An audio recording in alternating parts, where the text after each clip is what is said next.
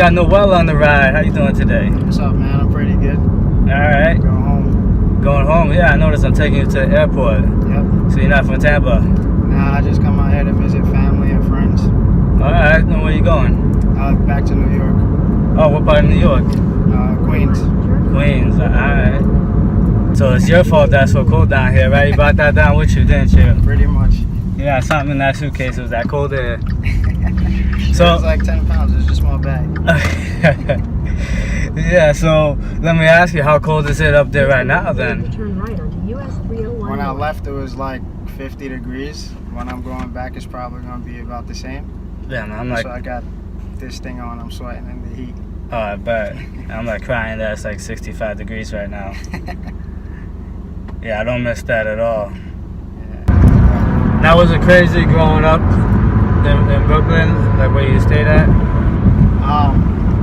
So I lived in a couple places in Brooklyn that was crazy. One of them was Brownsville, and the other one was Bushwick.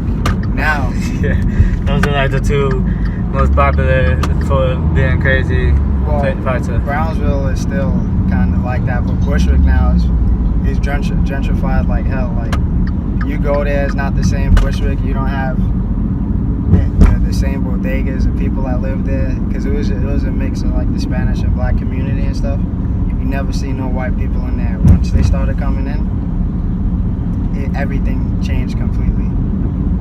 Yeah, that's one of the reasons why I kind of left Brooklyn, because it was annoying to see some of that stuff. What do you mean though?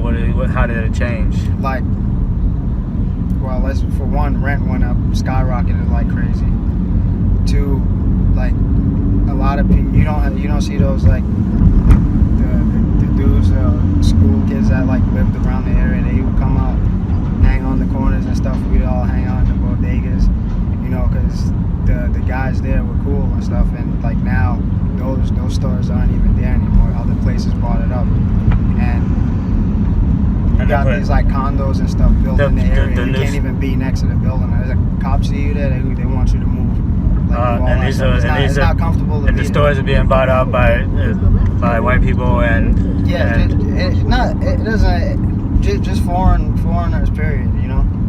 And you think, and the cops are more protective of the neighborhoods that are white versus the ones that are black or Hispanic. Mm-hmm. So now, so now you guys just to be able to relax and live comfortably. Yeah. But unfortunately, and it's not like and it's not like it's the white people's fault. It's more like the cops are just more protective of them than they were of you guys. So the area did get better. Let's say that too, because there used to be a lot of gangs and stuff back in the days. Right, but with that being said, though, the cops stopped the gang once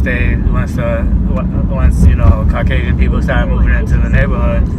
Now they wanted to do something, Whereas before they didn't really care. They didn't do nothing. That says a lot, and especially with what's going on right now.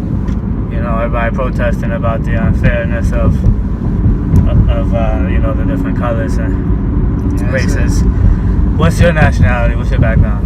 I'm Jamaican, Guyanese, Chinese, and something else. I would have guessed probably none of those, but that's cool though. That's a real cool mix. Yeah, my mom is West Indian and Chinese, and my father is Jamaican. And that's the type of stuff you get in New York, because there's so many different types of cultures, and people like. That's one thing that people like up north. There's certain areas that are segregated, like Jamaicans are in one area and Jewish, but at the same time, it's not like on purpose. Mm-hmm. Would you say? Because I actually learned that a long time ago about like how how the projects were formed and why so many people, so many minorities are specifically living in projects. So growing up there, do you feel like it was meant to be that way, like for it to be so segregated, or just kind of played out like that? So I have a lot of thoughts on that, but I want to hear it. For simple, to keep it simple,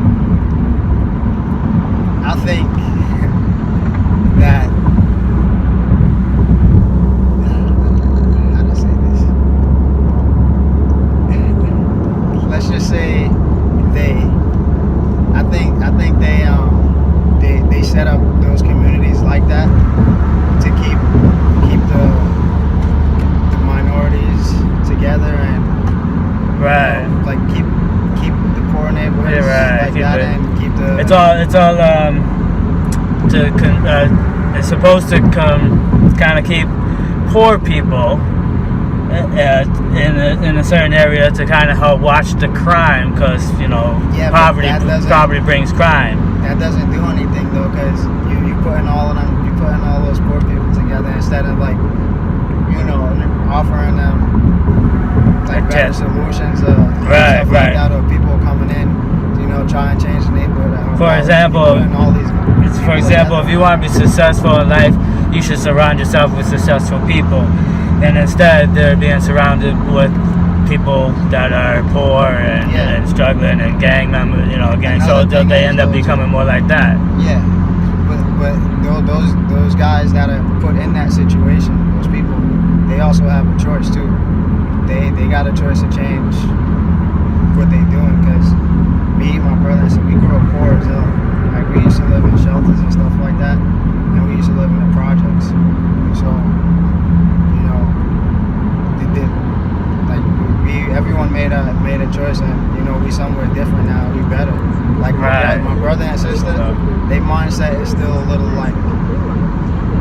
they still have kind of like a ghetto mentality, because they haven't gotten out to see. But they're young though, right? Yeah, they haven't gotten out as much to see the world, and see how different they. Right, they're just used to what it is. That's kind of the mentality. But they're aware of that though, and they try to change. All right, just give them some time. Show them by lead by example. That's good to hear that, because it's true, and that what separates the weak from the strong. And I mean, like, the weak-minded, the strong-willed, because when it comes down to it, you can become a sheep, and that's what those people become. The people that join gangs, the people that fall into that lifestyle and become a product of their environment, they were followers and not leaders. It sounds like you stepped up and you're like, I don't want to follow this path, I'm going to start my own path. And I definitely applaud you for that, man. Definitely kudos. Thank you, man.